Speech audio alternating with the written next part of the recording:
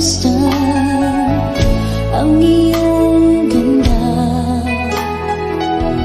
at hindi na rin pinansin pa bawat ngiti mong may gayuma.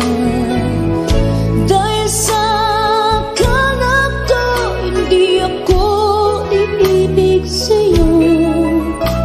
Ikaw pala ang aakit sa puso ko. Kaya ngayon'y laging gulong-gulo ang puso ko't isipan.